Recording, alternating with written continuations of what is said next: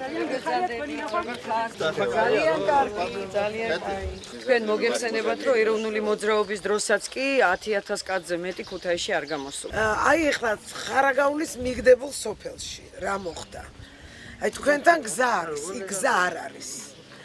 მიუხედავად ამისა, შეაგროვეს ფული მოსახლეებმა და დაიდგეს თებში. იმიტომ რომ თქვენს რომ არ შეგვიძლია რომ ვიყოთ ინფორმაციის გარეშე, მიუხედავად იმისა რომ ჩამოუარა საკრებულოს იმან გადაუარა, რომ უკვე შიშის და ჩურჩულის დრო დიდი ხანია დამთავრდა, აღარავის არაფრის არ ეშინია.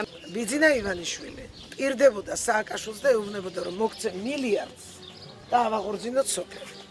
სააკაშვილმა თქვა უარი. აი ახლა ბიძინა ივანიშვილი ჩადებს მილიარდს სოფლის მეურნეობის აღორძინებაში. თითო სოფელს საქართველოში ერგება 5 მილიონი. იქნება ნულოვანი კრედიტები, მრავალწლიანი, იმის და მიხედვით ხორბალს თესავ, ვაზი მოყავს თუ რა მოყავს. მოსახლეობას უნდა შეეძლოს კონტროლი იმ თანხების, რომელიც შემოვა სოფელში, რომ ზუსტად ეს არის პირველი რაც უნდა აღდგეს სწორედ სოფლებში, რაიონებში თვითმმართველობის ინსტიტუტი.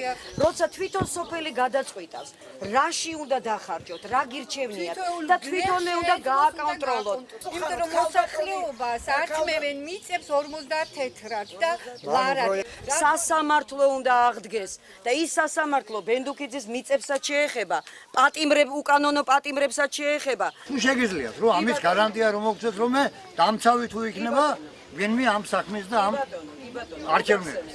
ჩვენ დამკვირვებელი გვყავდა ერთი დღით ადრე. ეხლა ჩვენთან დამკვირვებლები უკვე აი ამ პერიოდში ამას დააკვირდებიან, როგორ არღვევენ უკვე, ფაქტიურად ისინი იგებდნენ ყოველთვის არჩევნების წინ. მეორე, პატივცემულ ვაჟბატონს ვადა ამოეწურა. დიახ, დადგა ისეთი დრო, რომ ჩვენ კი აღარ გვეშინია მისი. მას ეშინია. ჩვენს უკან არის ჩვენი ოჯახები, ჩვენი შვილები, ჩვენი ქვეყანა.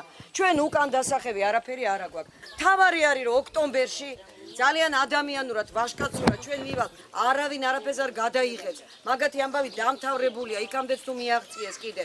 არც სამსახური აქვს, არც პენსია აქვს, არც ერთი მანეთი შემოსავალი არ აქვს. და ცდილობს როდის მოვა ის ასაკი რომ პენსია ავიღო და ამით ვიარსებო. ჩვენ ყველანი დავდგებით ერთად, რომ აღვისრულოთ ის ოცნება, რომელსაც ბიძინა ივანიშვილი გვერდება.